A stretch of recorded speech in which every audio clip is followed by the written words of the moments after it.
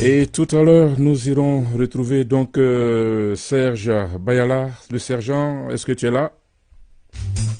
Oui, je suis là, je suis là. Ok. Alors, depuis, il fait quel temps? Il fait quel temps? Il fait quel temps depuis ta position, comme on dit? Alors, il faut dire que depuis le pays des hommes intègres, il est 22h30 minutes, au pays de 22h30 Thomas Sankara. au pays de Thomas Sankara. Et qu'est-ce qu'il y a comme nouvelle aujourd'hui? Alors, il faut dire que nous vivons une actualité assez chargée de drames. Nous sommes un peuple qui est invité à persévérer parce que la victoire se trouve dans la persévérance. C'est l'actualité du terrorisme qui endeuille notre peuple et toute la sous-région ouest africaine. Voilà, en dehors de ça, voilà, on peut dire que globalement, on tient le coup, on est déjà né, on ne peut plus retourner en arrière. Yeah, yeah, yeah. Alors, aujourd'hui, on nous présentera Marcos Mosiah Garvey. Oui, exactement. Oui, Marcus Mosiah Garvey, c'est cette figure énorme, très généreuse, qui mérite de figurer dans toutes les échelles de l'éducation.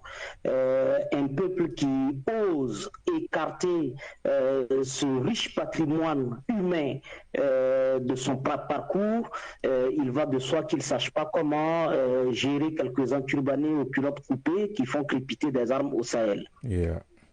Alors, quel aspect aujourd'hui de l'homme tu vas nous présenter?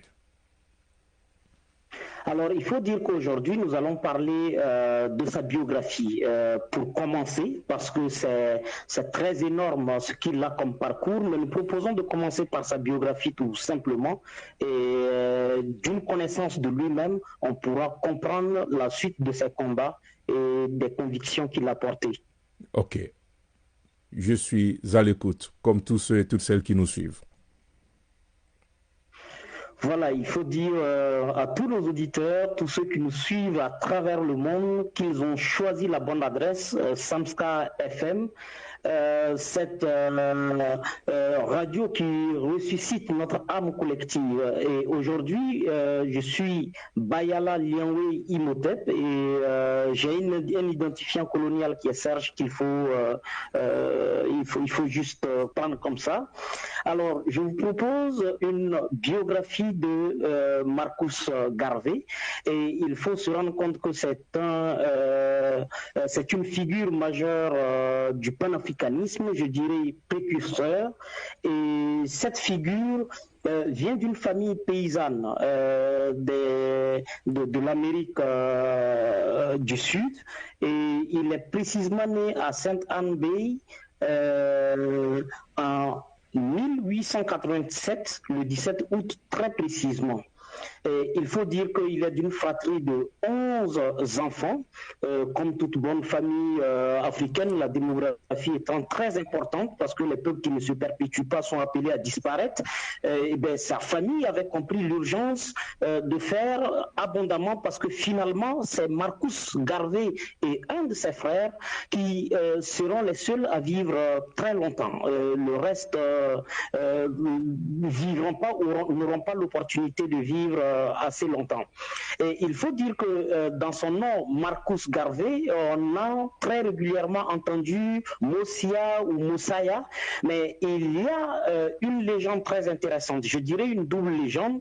La première, c'est celle de sa mère, qui très chrétienne et très pieuse, a voulu associer cet enfant-là à une mission divine, celle de Moïse, celle du Moïse qui conduit son peuple hors de l'humiliation, hors de tout ce qui est travail qui déshumanise.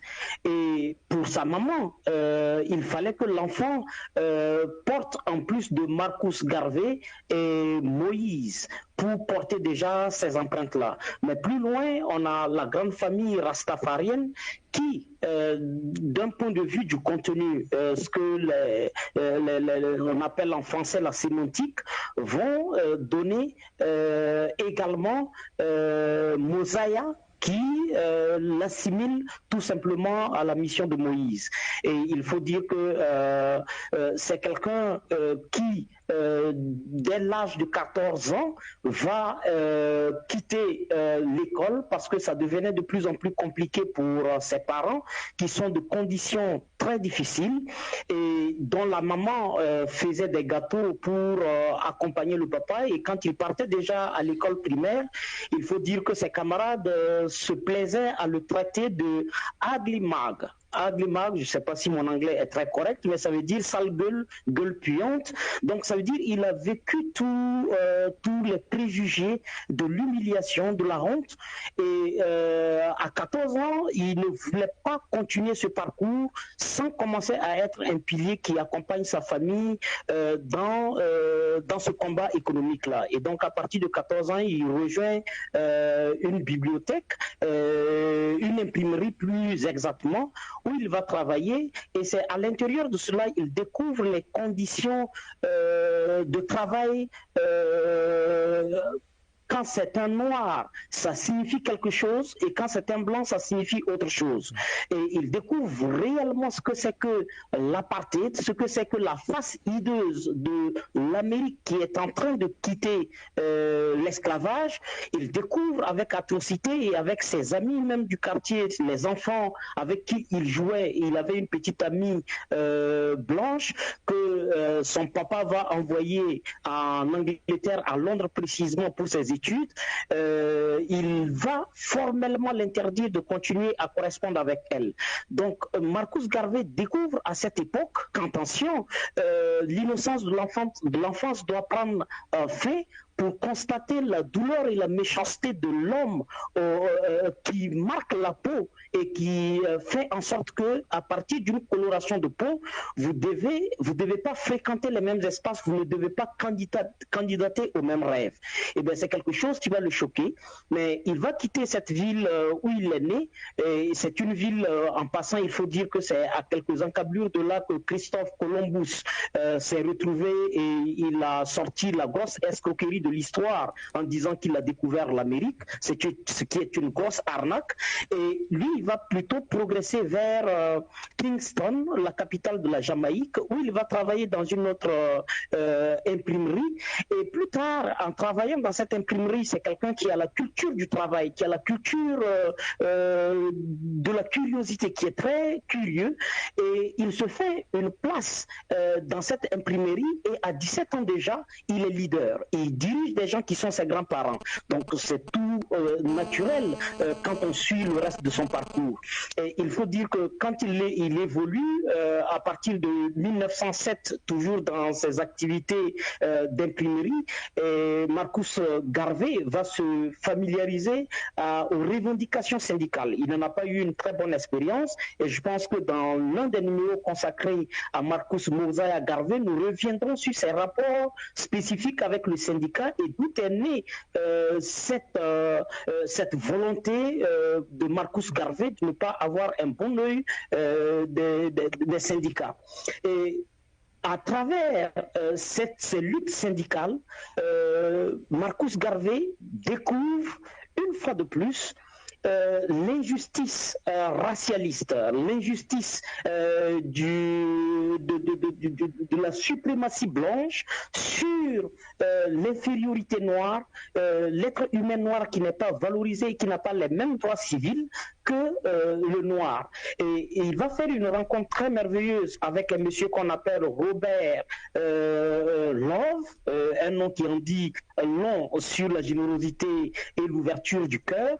Docteur Robert Love, lui, qui est un Afro-Américain, qui a fait des études en Angleterre, va l'inviter dans cette conscience qu'il commençait à découvrir au jeune Marcus Garvey, à sortir de la Jamaïque parce que la condition noire est pire autour de la Jamaïque et qu'il devrait, il devait connaître cette situation. Donc, il va très vite aller au Costa Rica. Après le Costa Rica, il va aller au Panama. Du Panama, Honduras, Nicaragua, Colombie, Venezuela. Toute l'Amérique latine, il va la mettre en sac.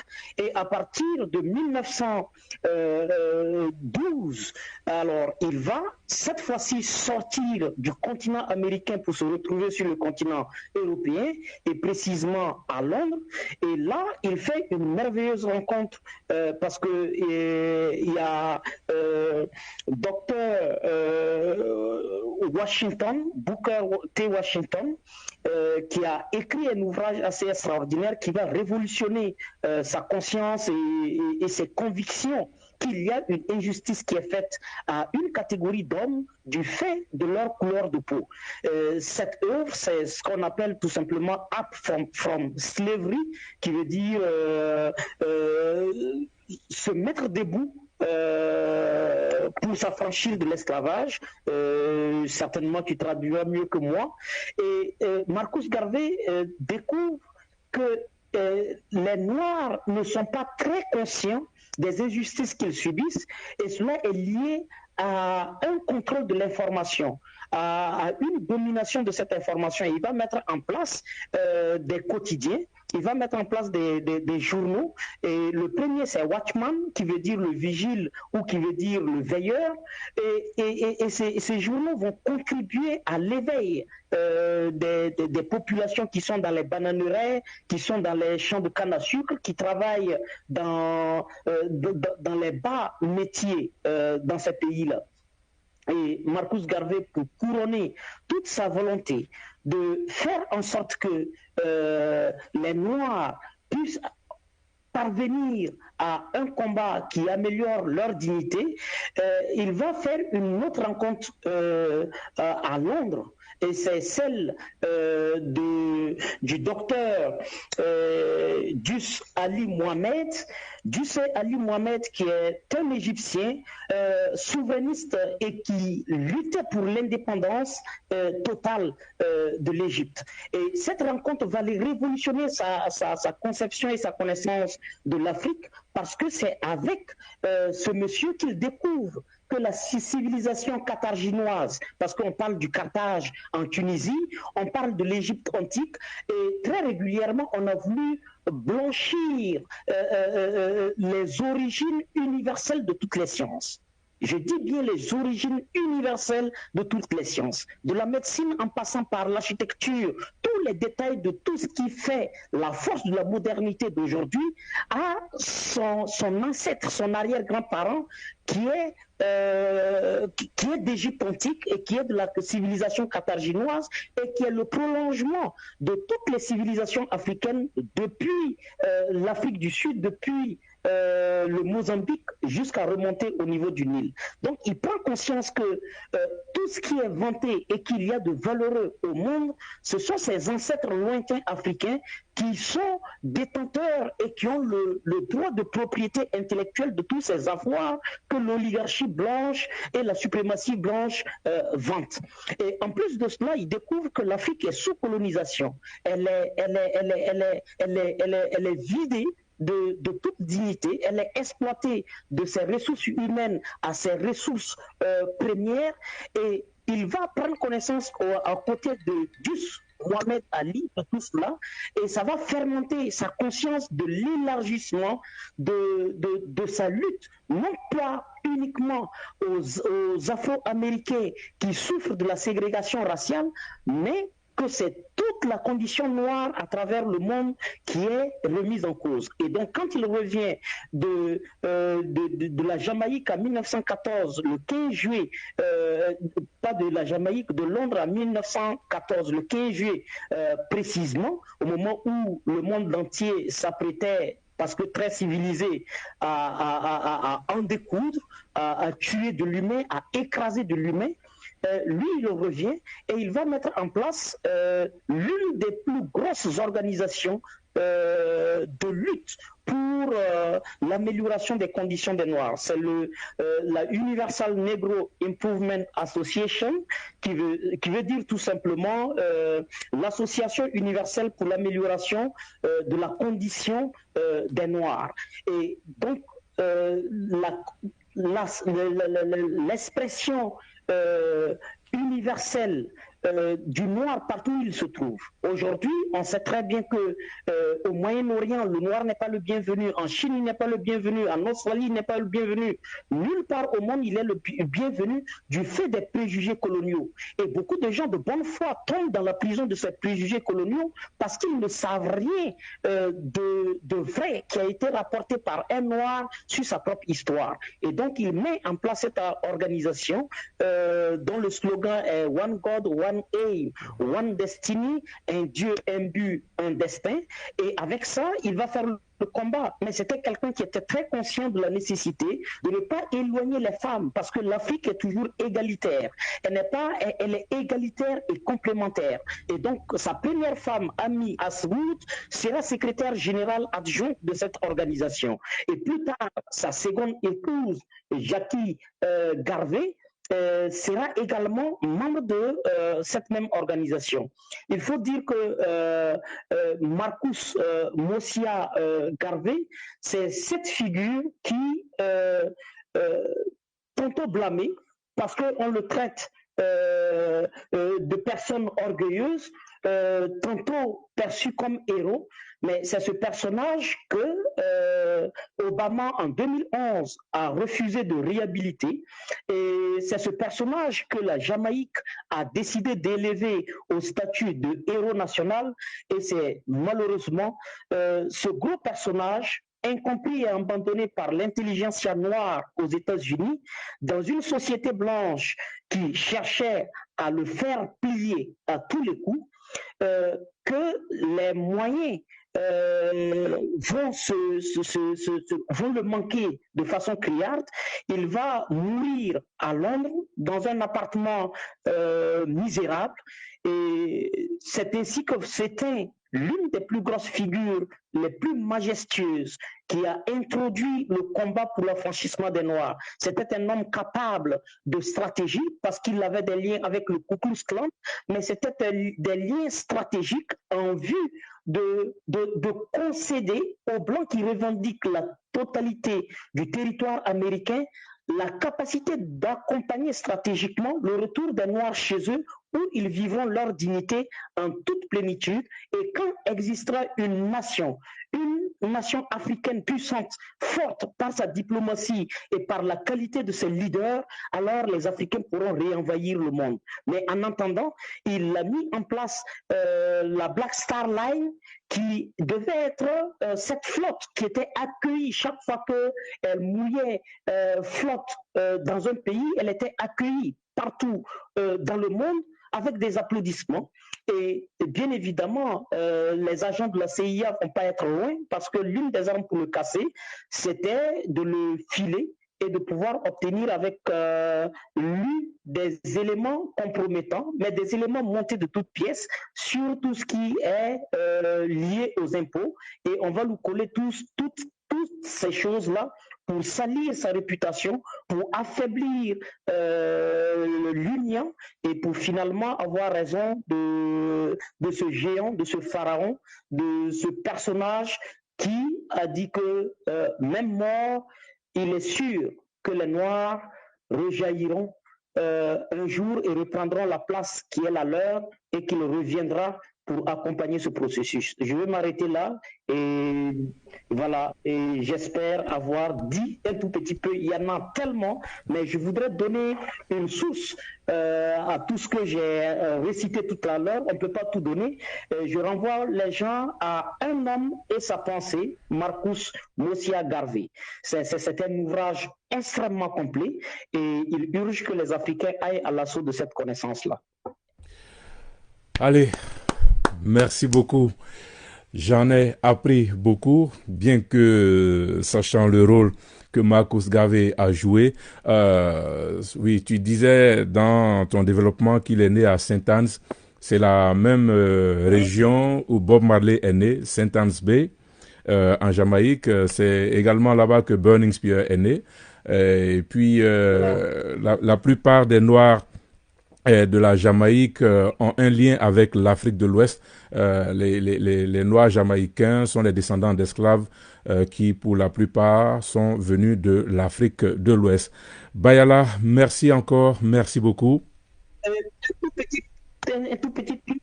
Il faut préciser que son origine a été établie et il est d'origine Ashanti. Il vient du Ghana. Voilà, c'est ce que je disais. Et aujourd'hui, même le mot reggae viendrait d'une des langues parlées en Afrique de l'Ouest. Et puis aujourd'hui, on le remarque, l'Afrique de l'Ouest est la partie du continent où on a le plus grand nombre de chanteurs de reggae. C'est quand même assez spécial.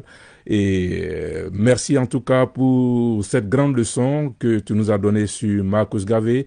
Et la chute de ton développement donne à réfléchir.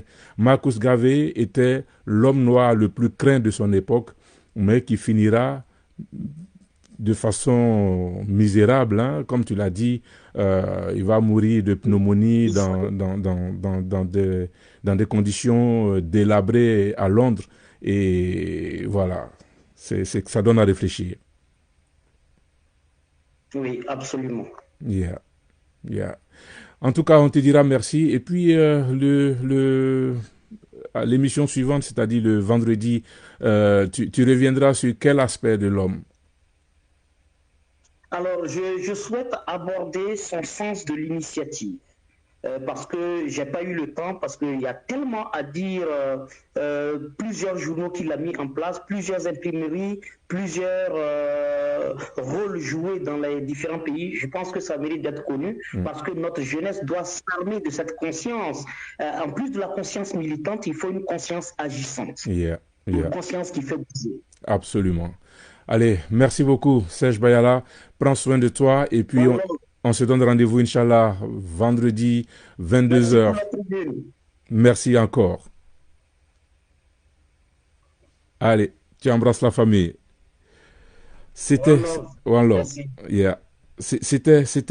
donc à l'instant Serge Bayala. Serge Bayala qui nous a présenté aujourd'hui très très rapidement un pan de toute cette biographie de l'homme Marcus Mosiah Garvey et le prophète noir comme l'appellent les Rastas. Et il faut rappeler que Burning Spear a écrit plusieurs chansons sur l'homme.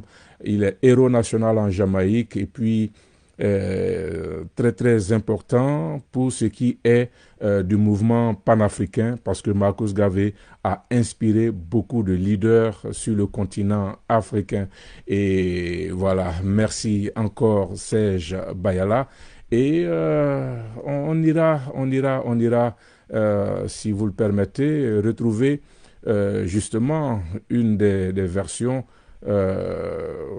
dédiée à Marcus Garvey, chantée par l'homme, je dirais, Burning Spear, qui vient avec la version, une version dédiée justement à Marcus Mosiah Garvey, Old Marcus Garvey.